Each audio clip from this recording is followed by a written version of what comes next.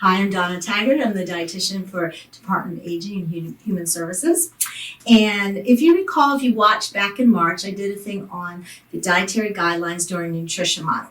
I kind of want to reiterate a little bit about that because they had three major points.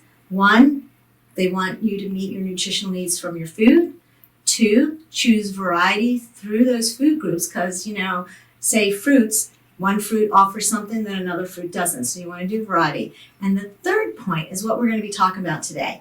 Pay attention to portion size. Believe it or not, mastering portion control is probably one of the best and maybe the easiest way to lose weight. There's going to be some PDFs available at the end that you can look at. You can download, print out if you want. So I don't expect you to be able to see this, but there's one on avoiding portion distortion. And it basically shows you what portion sizes looked 20 years ago and what they are today. And we're pretty aware of it. You know those blueberry muffins that used to be in the little tins are now this big. Coke used to be an 8-ounce bottle, 20 ounce. So there's a lot of things that have come through, and if we're not careful, we don't even pay attention. But believe it or not, 100 extra calories a day can lead to 10-pound weight loss over a year. It's amazing. So we need to meet our nutritional needs, obviously, but we need to rein in those calories too. So one other PDF is from choosemyplate.gov. It's talking about avoiding portion distortion. But one of the easiest things is this little symbol. If you can see this, it's the classic, take your plate, cut it in half, put your vegetables and fruits on one side. The other half is cut in quarters, protein, and then your grains. And that is a very simple way to portion control. So go to choosemyplate.gov. Lots of good information, lots of ways to figure out what your portion sizes are, how many do you need for your particular age group, your body size, whether you're male or female, depends, how many calories you get. So that's important and that will help you. Another of my favorites, again, you're not going to be able to see this, but on dashdiet.org, there's going to be, you go to dash tips, and under that are a whole bunch of forms you can print out.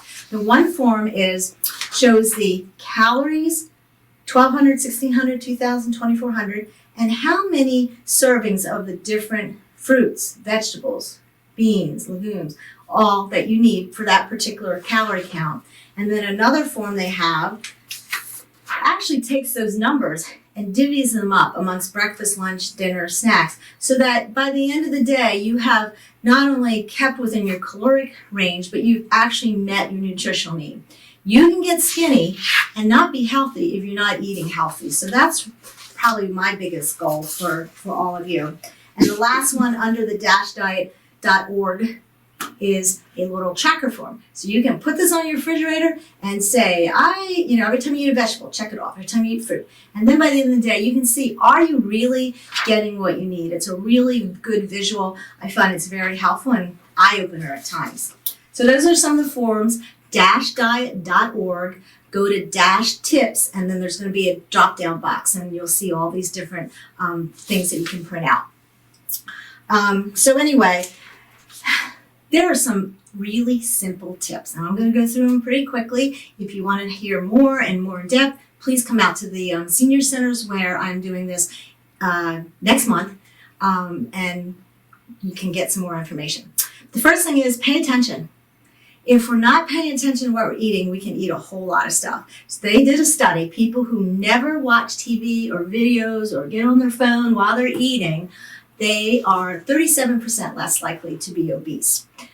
So if we're just being mindful and looking at what we're eating, sometimes that helps a lot.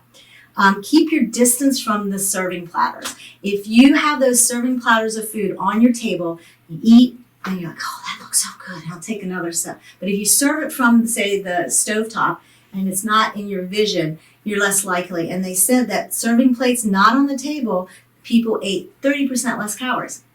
It's very simple. It's not even like rocket science. Just don't put the serving platters in front of your face. Another important thing is to downsize your dinnerware. Dinnerware this is one of my plates. This is about a 12-inch plate. If you downsize to the luncheon plate, 8 or 9 inches, you've saved a lot of calories there. I read a report once, it was in one of my journals, about a family that bought an old home. came with a lot of stuff people left behind. Some of them were vintage dishes. They thought, well, we'll start using the vintage dishes. They lost weight because the vintage, the old plates are much smaller than our big monster plates that we have nowadays. So just they used the plates and they lost weight. So it was a pretty cool article about that. Another thing they showed is if you have a lot of light in your room, you're less likely to eat much food. If it's darker, they did a study and they found that people ate 36% more food just because it was darker. And I don't know if it's because you can't see and you're not realizing when you're eating, but it was a study they did. And so it was interesting. So just put some lights on in your house. Slowing down. They did another study. People who ate 22 minutes versus 9 minutes. I don't know if you have anybody like that. I tend to be the faster eater and my husband was really slow. But the people who ate slower, 86% less calories. Amazing. So slow down. It allows your stomach to signal your brain and say, hey, we've got enough down here. You don't need to eat anymore. Also, this is interesting. Watch out for what we call health halos. These are the foods that are really healthy for you, but they're deceiving because they still have a lot of calories. One example is avocado. Everyone's into avocados now, avocado toast, all kinds of that. I'm not a big fan myself, but avocados are good for you in a small amount. Good, healthy monounsaturated fats. But if you eat a whole lot of it, there's a lot of extra calories there. Another one is granola. Oh, that's so healthy. It's got rolled oats, it's got nuts and seeds and maybe dried fruit, and it's just so good, and it tastes like a crumbled up oatmeal cookie, and you just keep eating it. The serving size is very small, 1/4 cup of granola. So it's very easy, even though it's healthy and good for you, to overdo that. And then my favorite for a health halo is the smoothie. Now, some smoothies cannot be so good for you, and they can be over 500 calories for a smoothie, depending where you're getting from. So my caution is, check if you're buying a smoothie out. Most places, especially chains, will have their nutrition analysis, so you can see how much calories, and added sugar is a big thing. You're making it at your home. If you do more smoothies with more vegetables, you're probably better off than if you're, putting 5 bananas in, cup of strawberries and cup of berries, and it's all so healthy and good for you, but all of a sudden you've got this huge amount of calories, and calories do matter. So we have to be careful, but it doesn't have to be like count every little calorie and writing it down. Just making these simple changes I said. And here's my last thing I want to show you is take your hand's always with you no matter where you are. So there will be a PDF, I'll show it here, and it'll be at the back that you can print out and memorize it. Your top of your fingertip, that's about a teaspoon. That would be like a serving of butter, margarine, oils, that kind of stuff.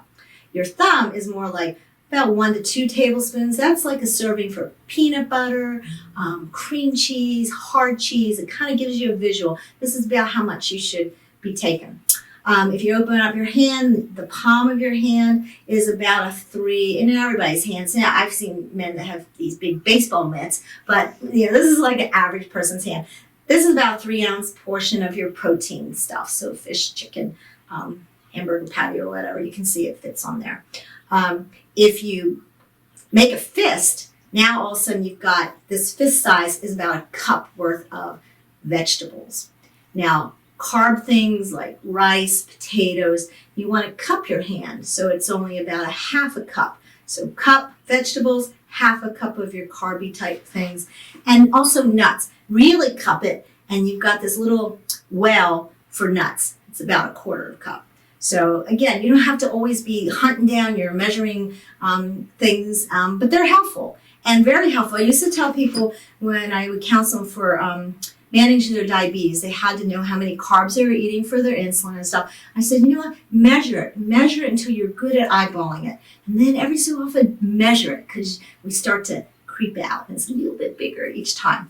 So now you got a way to just know how to, most of your things, vegetables, protein, peanut butter and stuff, oil, and I think that's all. Yeah. So here you got your portion control right there. So again, it's not something that I want you to get crazy about, but just, starting to be mindful, pay attention, look at what kind of plates you have at your house.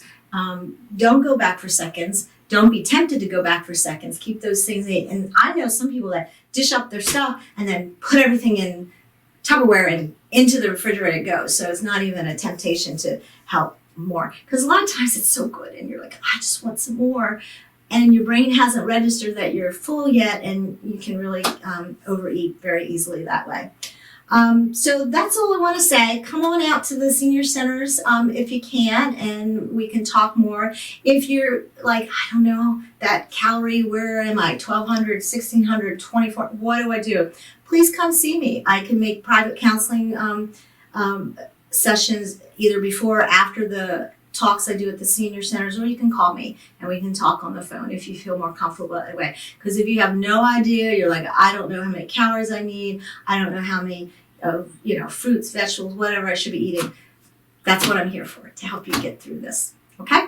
And stay healthy. So good to see y'all via the video, but come on out to the senior center when you feel comfortable. Bye now.